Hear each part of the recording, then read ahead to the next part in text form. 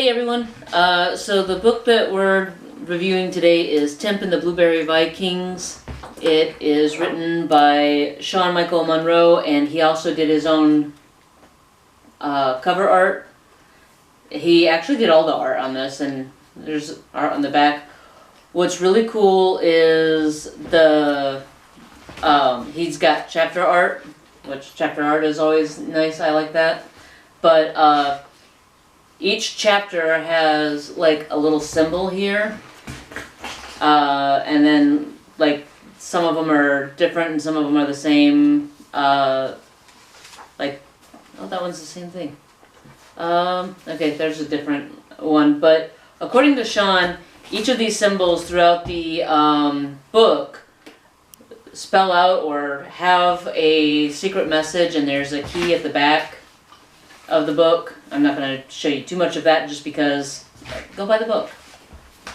And if you do get the message right, I believe he said the first 5 people that are that figure out the message, he's going to send these character cards out to. And he sent me one out so that I could show you guys, but again, he does the artwork on these, and he's got them signed and what card number. This one is card number 4.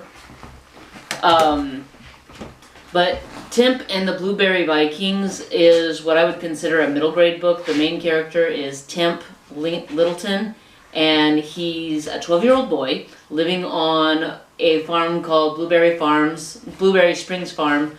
They obviously have blueberries, but what he didn't realize is that there are these little ant-sized blue Vikings. I started calling them Viking Smurfs. But he's got these blueberry Vikings living on his property, and their houses are made to look like blueberries hanging on a bush. And some of them ride on the backs of bees. And there's a big business guy that's trying to take the farm, and Timp's okay with that because he's tired of working on the farm, but also at the same time he kind of wants to not destroy the Vikings' houses. So that's where the story is. Like I said, it's a middle grade fiction. When I would describe this as something that is very wholesome, very whimsical. My 12-year-old granddaughter actually stole the book from me. I just got it back from her, and I promised that I would return it to her when I was done making this video. And by stole it from me, I mean she saw the book, I showed her the book, and then she immediately got engrossed, and I didn't have the heart to take it back from her. And then finally I told her, I said, hey, I need that for the video, then you can have it back. So that's going right back to her. My thoughts on the book. There are a lot of characters. The first character we're introduced to is Molly. That's the Littleton's cat. Molly annoyed the crap out of me, I'm going to be honest with you. A lot of people, Sean said a lot of people really liked Molly. That was their favorite character when they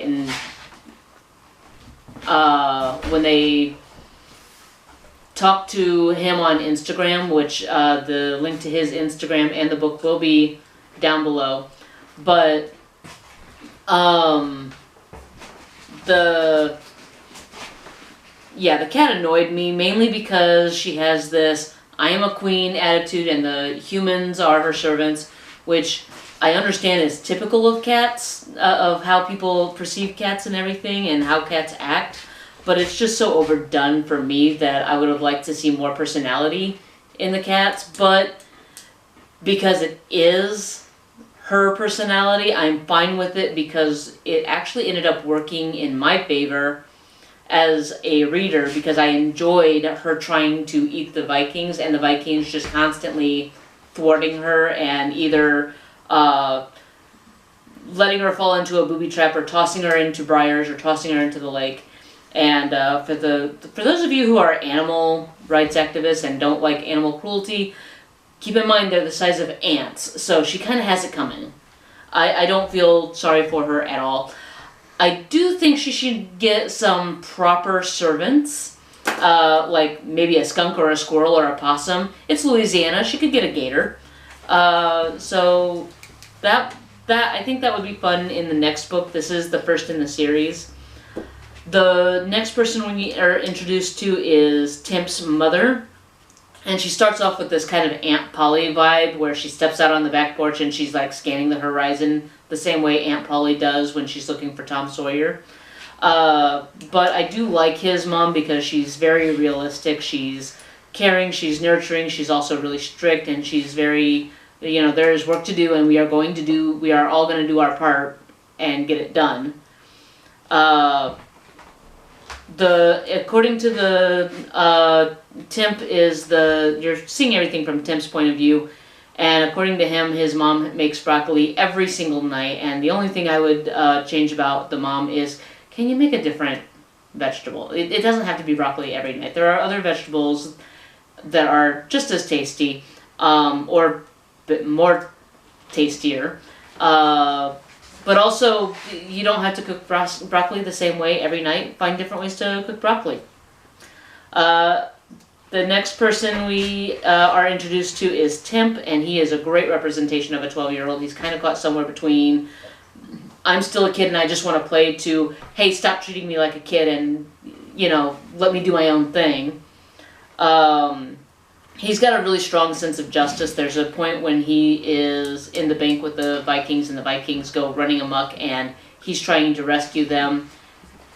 And it's all their own fault of doing whatever they're doing.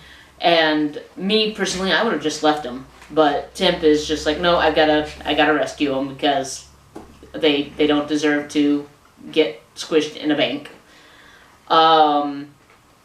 Then we meet Dad, Timp's father, John.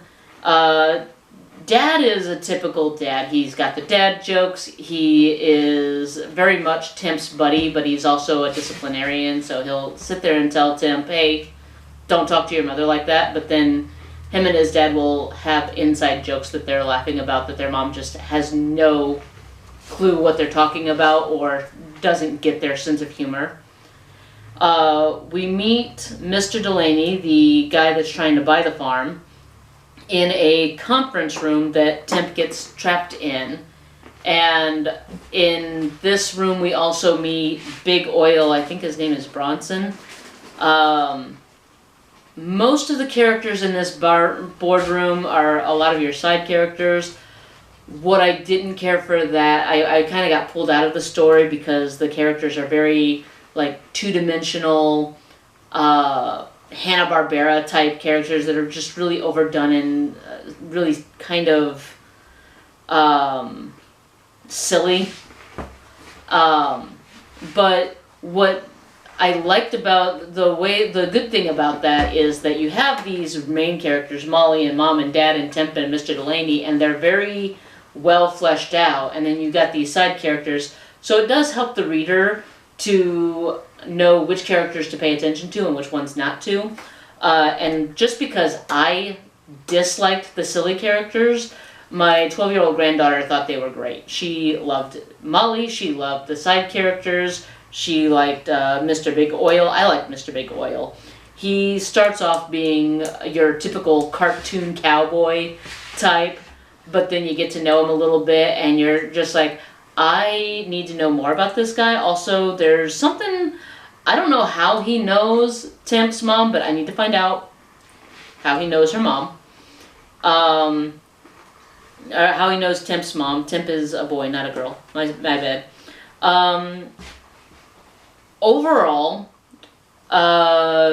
this book, I would absolutely buy this for any of my kids, any of my grandkids. I don't have any children of my own, but any of the kids that I'm associated with, my grandkids, my nieces, my nephews, kids at church, I would absolutely buy this book. The language is clean. Even when Timp attempts to swear, it's a deadgummit type thing, which cracked me up. Because the kid just doesn't know how to swear. But yeah, I like this book a lot. I don't have a rating scale right now. I should probably get a rating scale. for these. But for a middle grade book, this is definitely one I want to get I'm gonna get the next one and read it as well. But right now, I enjoyed it. My 12-year-old granddaughter enjoyed it. So, yeah, absolutely. This book is available on Amazon.com. I will link in the description below where you can buy the book. I will also link Sean Michael Monroe's Instagram down below so that you can interact with him. He's got a lot of really great content on there. He keeps you kind of up to date on what's going on with your with his the cards. You can see the cards. Oops. You can see the cards as they're being drawn from sketch to coloration.